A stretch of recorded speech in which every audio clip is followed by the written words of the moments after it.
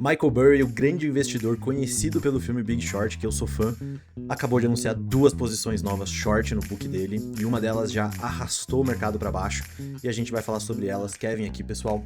E o Michael Burry, que talvez seja um dos investidores mais acompanhados da nossa geração, o Substack dele é o Substack com o maior número de inscritos do mercado financeiro, acabou de anunciar duas posições novas nesse relatório aqui que ele soltou com duas novas posições shorts, Oracle e Nebius, tá? Essas são as duas posições que ele assume que tem um bom momento para entrar short e que possivelmente podem ser uma tese contrarian ao mercado de inteligência artificial. Na tese de Nebius, ele basicamente vendeu as ações, ele anunciou aqui esse short a $211 por ação, né? E se a gente der uma olhada no book do mercado hoje, a gente consegue ver aqui que tiveram aqui mais ou menos 14 mil ações sendo vendidas nesse 211. Não dá pra gente saber exatamente qual foi o preço, se foi um médio, etc, mas daria para assumir aqui que mais ou menos ele pode ter feito uma posição de mais ou menos 3 milhões de dólares short nessa posição da Nebius. E o mercado reagiu imediatamente. O Michael Burry ele é um dos investidores mais acompanhados do mercado. Quando ele anuncia uma posição, obviamente o mercado corre atrás de se posicionar também nas teses dele, ou enfim, quem estava posicionado muitas vezes panica, né, de ele estar entrando short contra, e o que aconteceu foi uma queda de 13% nas ações somente hoje. Então você vê que ele anunciou o short aqui, né, próximo do 211, e a ação ainda caiu mais 10% desde que ele anunciou essa posição.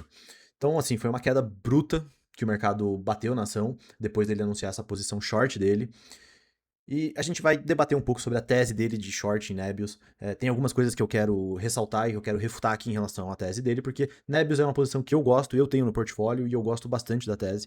Então eu vou tentar bater de frente com os argumentos que ele trouxe aqui para a posição dele. Basicamente, toda a tese dele se resume em três argumentos, que é esse life cycle, né, essa depreciação das GPUs entre 3 a 4 anos, ele tem batido nessa tecla já há muito, muito tempo, né, que as GPUs deveriam se depreciar entre 3 a 4 anos, mas no balanço das empresas, principalmente das Big Techs, das New Clouds, dessas empresas como um todo, elas não têm depreciado as GPUs nesse ritmo, né, o ritmo de depreciação está mais lento em geral, e o Michael Burry tem batido que isso vai se tornar um prejuízo contábil mais à frente quando essas empresas começarem a contabilizar esse prejuízo.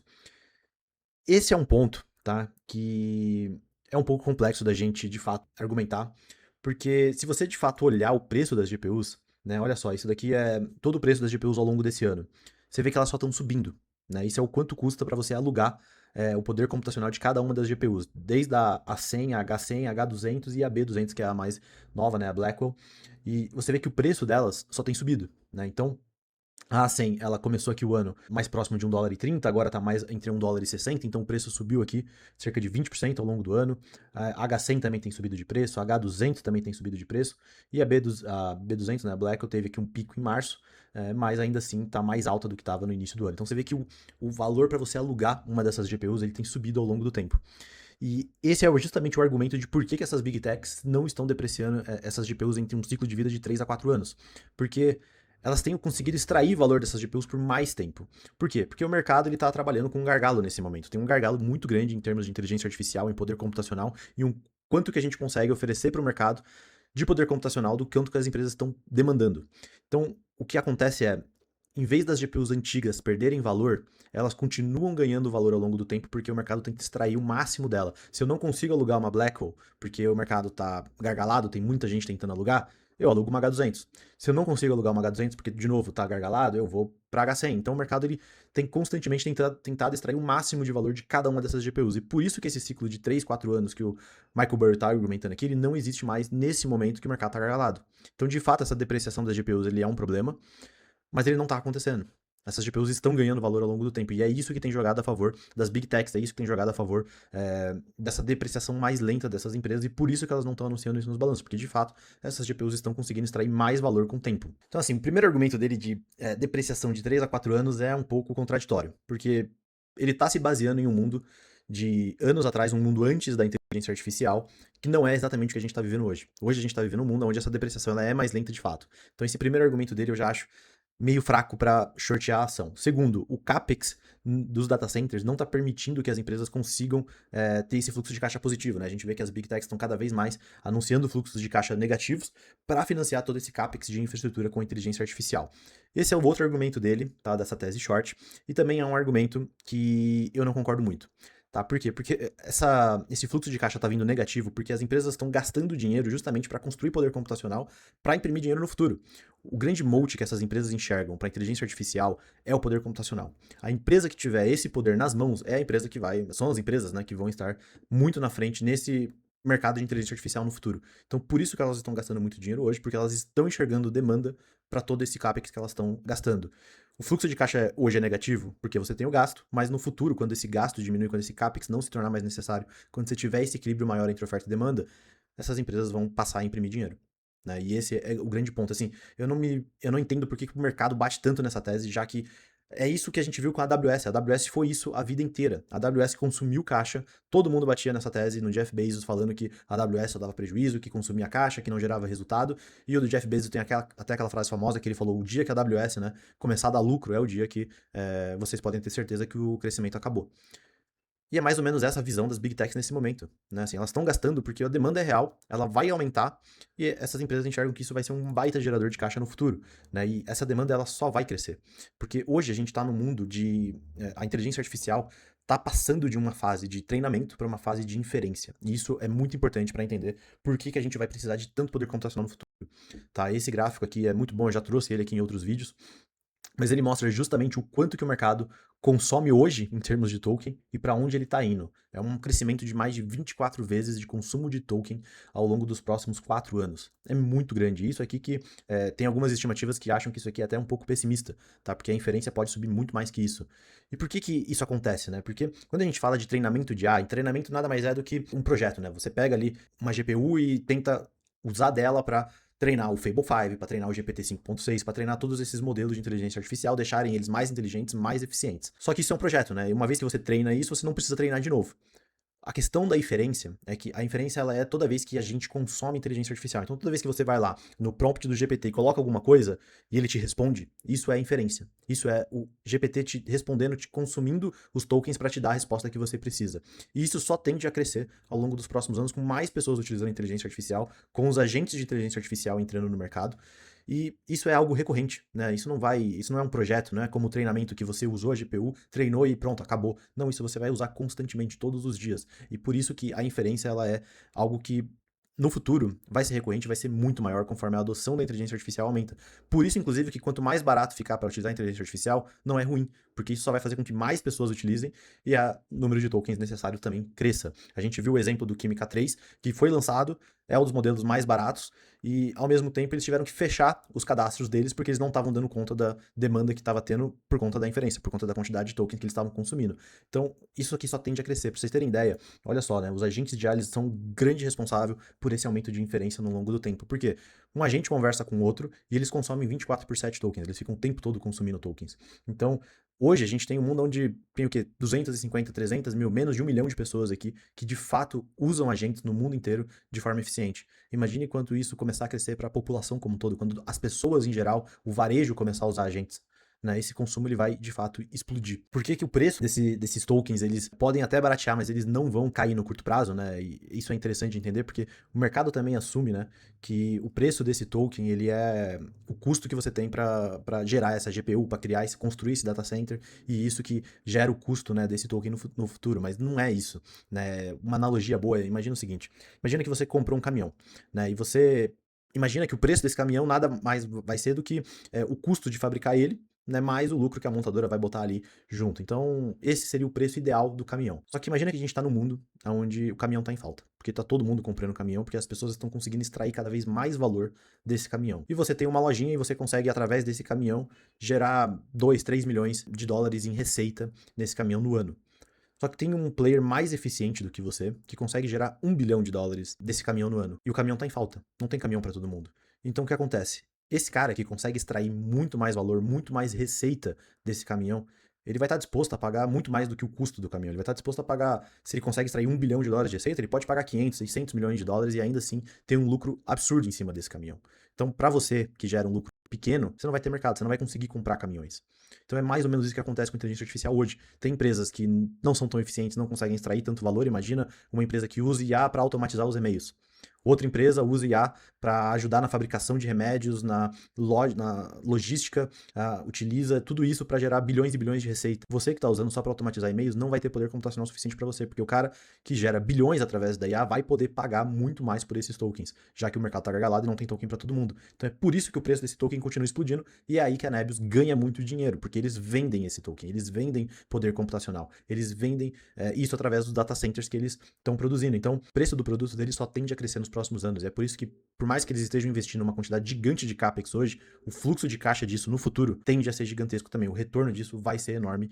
E é por isso que essas empresas de inteligência artificial, as hyperscalers, as new clouds, estão todas queimando rios e rios de dinheiro em cima desse investimento em data center. Porque o uso da inteligência artificial está bem no começo, a inferência vai ser grande parte do uso no futuro. Inclusive o Elon Musk disse isso pra gente, né? Ele falou que 99% do poder computacional a longo prazo vai ser inferência. Sim, hoje a gente ainda está na fase do treinamento, né? E é importante entender isso, que as empresas de inteligência artificial, os laboratórios, a OpenAI, a Anthropic, eles não querem sair da fase de treinamento ainda, porque sair da fase de treinamento significa assumir que a inteligência artificial ela chegou num platô. Ela não vai conseguir crescer mais em termos de inteligência, de eficiência a partir desse ponto. E é por isso que eles não querem sair da fase de treinamento. É por isso que eles continuam utilizando esse poder computacional, principalmente para treinar do que para inferência.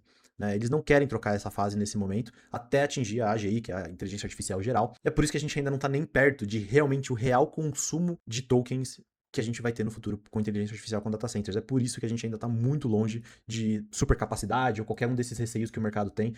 Por isso que eu ainda estou tão otimista com inteligência artificial, com esse consumo no futuro e com essas empresas que vendem esse consumo, como as New Clouds, como a Nebius. Tá? E o último argumento aqui do Michael Burry é em termos dessa circularidade, né, dos resultados dessas empresas, né? E tem essa imagem aqui que define muito bem isso. Mostra o quanto da receita dessas empresas estão interligadas entre uma e outra. Basicamente o que acontece é a Nvidia, ela dá um financiamento para a OpenAI, aí a OpenAI vai lá e usa esse financiamento para comprar GPUs, na verdade para alugar poder computacional de uma Nebius da vida, por exemplo. A Nebius usa esse contrato que eles fecharam com a OpenAI para comprar GPUs de volta da Nvidia e esse ciclo continua, né? E isso vai se virando entre todas as empresas do setor, entre a AMD, a Anthropic, a OpenAI, as New Clouds, a Oracle, todas essas empresas, elas se financiam, esse dinheiro vai para poder computacional que volta para poder comprar mais GPUs da Nvidia. Então existe de fato uma circularidade aqui acontecendo, mas por quê? Porque essa demanda é real. A OpenAI não estaria pedindo por mais poder computacional se ela não tivesse essa demanda, se os clientes não tivessem pedindo por isso. É importante entender que a gente mudou de fase.